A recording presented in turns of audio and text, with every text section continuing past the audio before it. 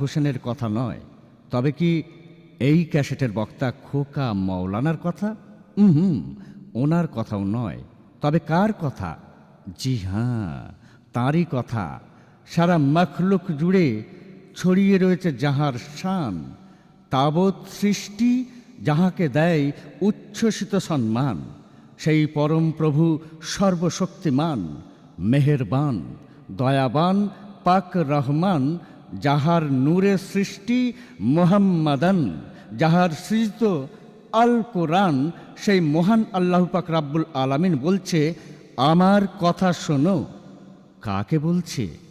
বলছে তার হাবিবে তাবিবকে, বলছে কালি কামলি ওয়ালাকে, বলছে মক্কি মাদানি ওয়ালাকে, দো জাহানের বাদশাহ আমার হুজুরে পাক সাল্লাল্লাহু আলাইহি ওয়াসাল্লামকে।